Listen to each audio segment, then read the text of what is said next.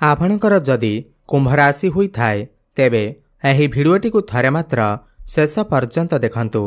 आपणकर व्यस्तबहुल समय मध्यरु आपण 10 मिनिट समय आपण निज पई दियंतु एवं निजर भविष्यत विषय रे जानंतु।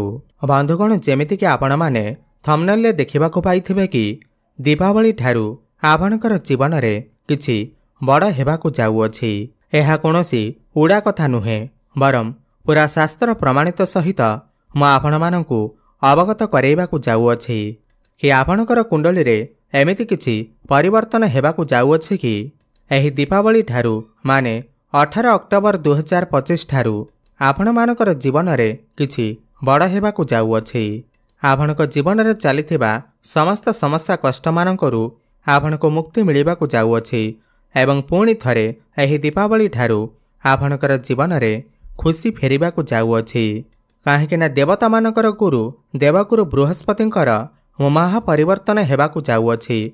दीपावली ठीक 2 दिन पूर्वरु माने 18 अक्टोबर को बृहस्पति आपणकर षष्ठ भावकू चलन करिबाकू जाउछंती। ताहा पुणी उच्चस्थ अवस्था रहिबे। पूरा 12 वर्ष परे बृहस्पति आपणकर षष्ठ भावकू चलन करुछंती। मु एठारे बृहस्पति को कथा कोन पाई कहूचे ना बृहस्पति आपणकर कुंडली पाई सबुठार अधिक जोगकारक ग्रह अटंती। बृहस्पति आपणकर धन भाव एवं लाभ भावर अधिपति होई थांती। वर्तमान बृहस्पति आपणकर पंचम भाव चलन करुछंती किंतु 18 अक्टोबर को षष्ठ भाव को चलन करिवे। एहा सहित सूर्य मध्य आपणकर भाग्य स्थान को चलन करिवे जहा फल आपणकर जीवन रे निश्चिंत भाव रे एही दीपावली ठारू किछि बड़ हेबाकू जाउअछि।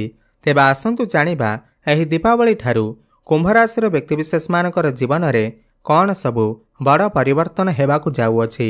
एहा पूर्वरु जदि आपणकर भी कुंभ राशि हुई थाए एवं आपण भी माँ लक्ष्मी को सच्चा हृदय भक्ति करुथांती विश्वास करुथांती तेबे एही भिडियोटी को लाइक करी कमेंट बॉक्स रे जय माँ लक्ष्मी जय जगन्नाथ अवश्य लिखि दियंतु। बंधुगण देखंतु बृहस्पति आपणकर षष्ठ भाव को उच्च भाव को चलन करुछंती। षष्ठ भाव आपणकर रोग ऋण एवं शत्रुर भाव होई थाए। समस्त प्रकार कंपिटिशन भाव होई थाए एवं एही षष्ठ भाव आपणकर चाकरीर भाव मध्य होई थाए।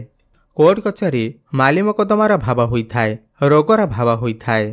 तेबे एही षष्ठ भाव को जेतेबेले बृहस्पति 18 अक्टोबर को उच्चस्थ स्थान को प्रवेश करिवे प्रथम बड़ घटना यह घटिब कि आपणकर जदि पूर्वर किछि लोन करजर समस्या लगी रहिथिला आपण करजर मायाजाल फसी रहिथिले करज ऋण को नहीं आपण बहुत अधिक समस्या थिले तो वर्तमान बृहस्पतिंकर षष्ठ भाव को चलन हेबा मात्रके आपणकू लोन एवं करजर मुक्ति मिलिबार बाट मिलिजिब। जदि आपण चाकरी को नहीं समस्या अछंती बहुत अधिक चिंतार अछंती किमा आपणकर चाकरी रे प्रमोशन मिलुनाही ऊपर ऑफिसरंकर सपोर्ट आपणको मिलुनाही तो आपण निजे देखिबे 18 अक्टोबर ठारू आपणकर जीवन रे बड़ परिवर्तन आसीबाकू लागिब। आपण देखिबे आपणको नूतन चाकरी मध्य प्राप्ति होई पारे।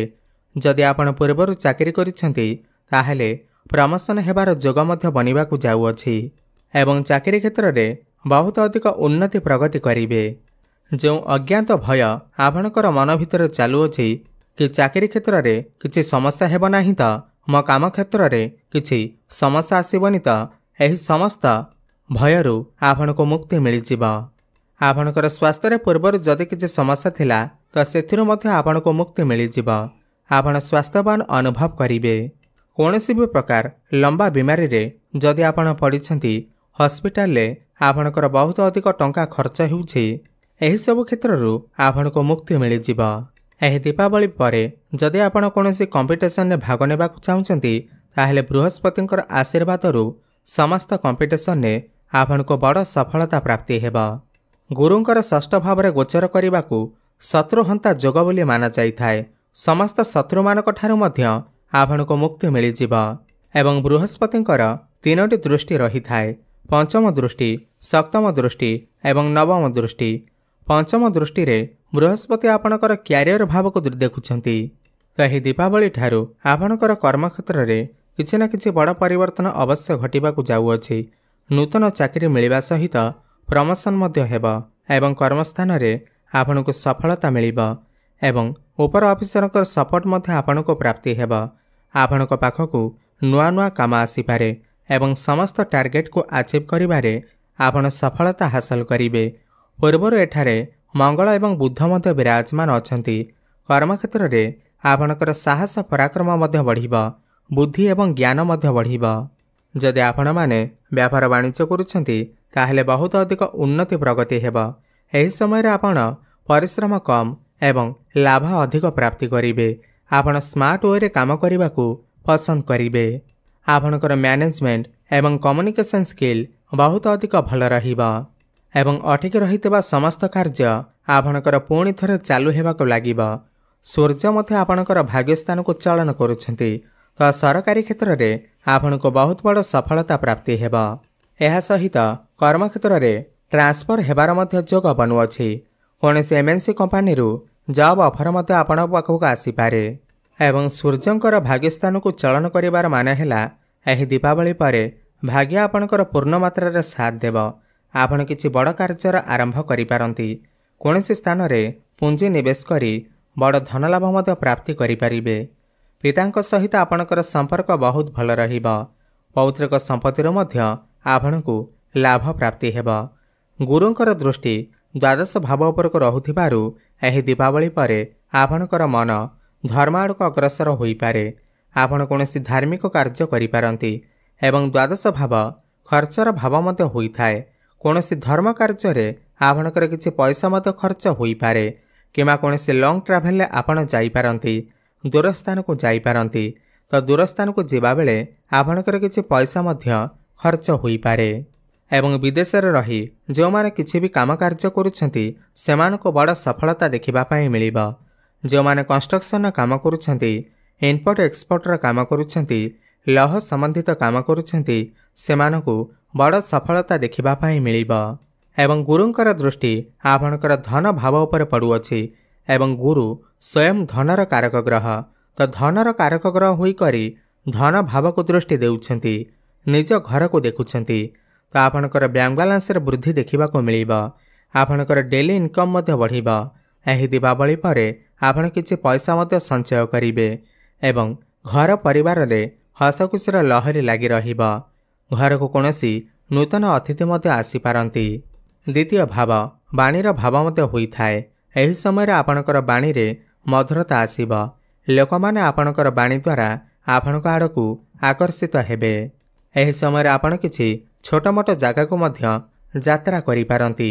जो माने ऑनलाइन ने काम करूछंती, डिजिटल मार्केटिंग रो काम करूछंती सेमानको बड़ सफलता देखिबा पई मिलिबा। एवं पंचम भावर अधिपति बुध आपणकर दशम भाव रे केंद्र रे विराजमान अछंती तो प्रेम जीवन रे जदि आपणकर किछि समस्या चलीथिला, जो मानकर कथावार्ता बंद होई जाइथिला, ब्रेकअप आदि होई जाइथिला सेमानकर पुणी थरे कथावार्ता होई पारे, पैचअप मध्य होई पारे। आपणकर भल पाइबा विवाहर रूप मध्य नहीं पारे। शिक्षा क्षेत्र रे मध्य आपण बहुत अधिक उन्नति करिवे काहेकिना गुरु उच्च अवस्था को जाउछंती। आपण किछि उच्च शिक्षा करिबा पई बाहर को जाई पारंती, कोनोसी नूतन स्थान रे एडमिशन नेई पारंती। एवं गुरु आपणकर लाभ भावर अधिपति होई करी षष्ठ भाव रे उच्चस्थ हेउछंती तो आपणकू आर्थिक लाभ निश्चिंत भाव रे मिलिबा। आपणकर समस्त आर्थिक समस्या दूर होई जिबा। बड़ भाई भौणकर सपोर्ट आपणको प्राप्ति हेबा। जो माने शेयर मार्केट, स्टॉक मार्केट एवं ट्रेडिंग रे काम करूछंती सेमानक आकस्मिक धन मध्य लाभ हेबा। आपणकर मांकर स्वास्थ्य रे जदि किछि समस्या थिला ताहा सब दूर होई जिबा।